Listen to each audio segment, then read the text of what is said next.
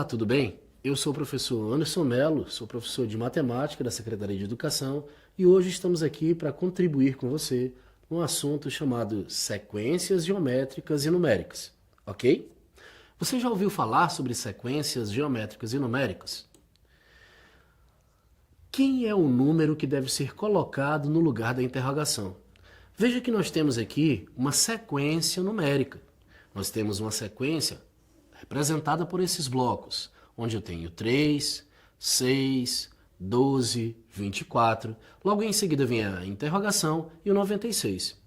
Você talvez poderia estar me perguntando como ler essa sequência. Poderia ler 3, 6, 24? 3, 12, 96? A leitura da sequência é através justamente de uma sequência numérica dos menores para os maiores, onde nós vamos do 3 para o 6, do 6 para o 12, do 12 para o 24 e assim por diante. E aí, você já sabe qual o número que deve ser substituído pela interrogação? Você já percebeu a lógica nessa sequência numérica? Bem, quando trabalhamos com uma sequência, sempre temos uma ideia lógica, um raciocínio lógico que é colocado em uma sequência para que haja uma ideia para os próximos números. No caso aqui, você pode observar que de 3 para 6, o intervalo é de 3 números. De 6 para 12, o intervalo é de 6 números. De 12 para 24, o intervalo é de 24 números. Mas você poderia também pensar assim: eu tenho 3 para 6, somei a ele mesmo, ou então dobrei esse número. O dobro de 3 é 6. Para o próximo número que viria depois do 6, eu tenho 6, então eu dobro esse número. O dobro de 6, 12. Perfeito? E aí, depois, dobro 12. Dobrando 12, eu tenho 24. E o 24? O que devo fazer? É isso mesmo que você disse. É isso mesmo que você pensou. Eu vou dobrar esse 24. E ao dobrar o 24, eu tenho aqui no lugar da interrogação 48. Você que disse 48, você acertou. E veja que seguindo a mesma linha de raciocínio, dobrando esse 48, nós vamos encontrar o último elemento, o último número, que é 96. Então, veja que essa sequência numérica obedece à ideia de que os próximos números serão o dobro do que eu tenho anteriormente. Mas será que toda sequência numérica ela vai trabalhar somente com números? Uma sequência numérica, sim. Mas será que existem outros tipos de sequência? Eu posso ter uma sequência que nem sempre será representada por números. Posso ter sequências representadas por letras, símbolos e até outros caracteres, mas sempre seguindo um padrão lógico. Essas sequências são chamadas de sequências lógicas. Observe, se as letras da sequência A, C, F e J estão descritas através de raciocínio lógico, então, considerando as 26 letras do alfabeto, a próxima letra da sequência deve ser qual? E aí, para facilitar, eu vou deixar essas 4 alternativas para você. M, O, P e N. E aí? Se eu tenho A, C, F e J, qual deveria ser a próxima letra após esse J? Já pensou? Encontrou o raciocínio? Sabe qual é a resposta? Então, vamos analisar então qual seria a resposta. No alfabeto, indo até J, temos de A até J. Mas as letras que ele colocou para a sequência são A, C, F e J. Todas elas aqui representadas de azul. Quais são as letras que faltam ou que estão entre elas? A letra B, que está entre A e C, e perceba que é só uma letra. Entre C e F, eu tenho 2 letras, D e E. No caso, entre F e J, eu tenho 3 letras entre eles dois, G, H e I. Você conseguiu observar qual padrão lógico está sendo utilizado aqui? Bem, entre A e C, um elemento apenas, ou uma letra apenas. Entre C e F, 2 letras. E entre F e J, são 3 letras. Ou seja, a próxima letra da sequência deverá estar após 4 letras aqui entre o J e ela. E qual seria? Vamos dar continuidade com as letras do alfabeto. Depois de J, temos K, L, M, N, O e assim por diante. Veja, depois do J, seguindo o padrão lógico da sequência que foi dada, nós temos que ter 4 letras. E quais são as 4 letras? K, L, M e N. Então, qual o número que deve vir depois do J, obedecendo esse padrão lógico que foi dado? Se você disse letra O, você acertou. Então, observe que, nesse caso, o padrão lógico foi justamente de aumentar a quantidade de letras entre os elementos que foram dados para a sequência que foi representada. Então, a letra O é a letra B, ok? Vejamos, então, que nem sempre eu vou ter apenas uma sequência numérica, mas eu posso ter uma sequência lógica, representada por letras, símbolos e até outros caracteres. Quando a sequência é numérica, nós temos 2 tipos aí de sequências. Uma que pode ser uma PA e a outra que pode ser uma PG. E aí você está me perguntando, como devo identificar quando será uma PA e como identificar quando será uma PG? Através dos 2 exemplos que nós temos aqui, você vai identificar claramente. Observe que quando nós colocamos aqui PA, logo em seguida de um elemento para o outro, nós colocamos R+. E aqui na PG, quando nós representamos saindo de um elemento para o outro, nós colocamos vezes que. Em um está somando, no outro está multiplicando. É isso mesmo, as 2 operações matemáticas que são utilizadas na PA e na PG são justamente adição e multiplicação, respectivamente. Então, na sequência 2, 4, 6, 8, 10 e 12, observe que os números estão aumentando de 2 em 2. E aí nós temos uma PA, ou seja, a PA é uma sequência numérica em que os elementos eles trabalham com adição. Eles podem ir aumentando de 2 em 2, 3 em 3, de 1 em 1 e assim por diante. No caso da PG, observe que a minha sequência já é 2, 4, 8, 16, 32 e 64. Observe que os números estão dobrando aqui. Eu estou multiplicando, eu estou utilizando a multiplicação. Mas esses números, em relação a PG, eles poderiam também triplicar, quadruplicar. A proporcionalidade seria justamente aplicada dessa forma.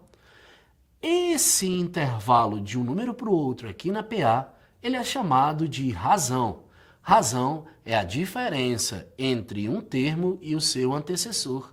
Por isso que você observa aqui R igual a A2 menos A1, ou A3 menos A2. Então, a razão é a diferença entre um termo e o seu antecessor. Se nós pegássemos aqui o 8 e fizéssemos a subtração por 6, isso daria 2. Da mesma forma que 10 menos 8 também dá 2.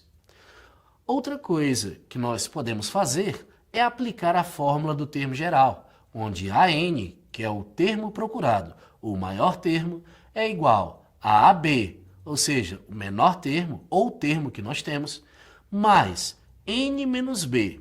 O que seria N e o que seria B?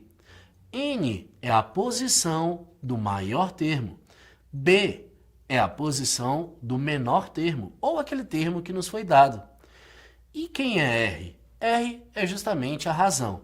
Então, através dessa fórmula do termo geral, nós podemos encontrar qualquer termo que queiramos de uma sequência numérica. No caso, se for pedido a soma de todos os termos de uma PA, nós podemos trabalhar com a relação SN igual a A1 mais AN vezes N sobre 2, onde você pode observar aí no item 3. No caso da PG, já é bem diferente da PA. Como foi falado, a PG ela trabalha com a multiplicação. Então, ou no caso, a divisão, que é o inverso da multiplicação. Para saber quem é a razão, basta você pensar que número que eu multipliquei para encontrar o sucessor, ou que número eu dividi para encontrar o antecessor, aquele que vem antes. Então, no caso, na nossa sequência 2, 4, 8 e assim por diante, nós multiplicamos por 2. Veja, 2 vezes 2, 4, que é o próximo número. Depois, 4 vezes 2, que é o próximo número, 8. E 8 vezes 2, 16, assim por diante. Para sabermos como encontrar qualquer termo na sequência, basta utilizar a fórmula do termo geral no item 2 da PG, representado por AN igual a AB vezes Q elevado a N menos B. E no caso da soma de todos os termos da PG, Sn igual a 1 vezes Q elevado a N menos 1 dividido para Q menos 1. Lembrando que Q é a razão da PG, ou seja, é aquele número na qual você vai multiplicar para encontrar o sucessor ou aquele número que você vai dividir para encontrar o antecessor, aquele que vem antes. No caso, há algumas PGs que são infinitas. E aí, para encontrar a soma desses termos, você utiliza o item de número 5, a relação do item número 5, onde a PG infinita é representada por A1 dividido por 1 menos Q. Então, toda vez que você quiser achar a soma de uma PG infinita, utilize A1 sobre 1 menos Q, ou seja, 1 menos a razão. Vamos então ver alguns casos aqui em que nós podemos facilitar a ideia da PA. Toda vez que você quiser descobrir, por exemplo, a razão de uma PA, você pode utilizar essa relação. Razão é igual a M maiúsculo ou Mzão menos Mzinho sobre Pzão menos Pzinho. E o que representam esses elementos? A razão você sabe que é o intervalo de um número para o outro. Mzão, o maior valor. Mzinho, o menor valor. Pzão, a maior posição, e Pzinho, a menor posição. Então, como isso poderia ser trabalhado numa situação aplicada ao nosso cotidiano ou até mesmo numa sequência numérica? Veja, na sequência 2, 4, 6 e 8, qual é o número da 53ª posição? Ou seja, quem é o número que está na posição 53? Imagine se você tivesse que fazer de 1 por 1. Sabendo que é 2, 4, 6 e 8, está aumentando de 2 em 2, imagine chegar lá no termo de 53ª posição fazendo de 1 por 1. Nossa, você ia demorar muito tempo. Por essa relação que nós temos aqui em cima da razão, vai facilitar mais para a gente. Por quê? Mzão é justamente o maior valor, é aquele que eu procuro, no caso, o 53. Então, o maior valor aqui eu estou procurando, posso chamá-lo de x. No caso, o Mzinho representa o menor valor. O menor valor que nós temos é o 2. Então, vamos observar como ficaria. A razão é 2. Por quê? Porque a sequência aumenta de 2 em 2. Depois, o maior valor, o Mzão, chamamos de x, tendo em vista que é ele que nós queremos procurar. Depois, menos Mzinho, ou seja, menos o menor valor, e o menor valor é 2 na sequência que nós temos.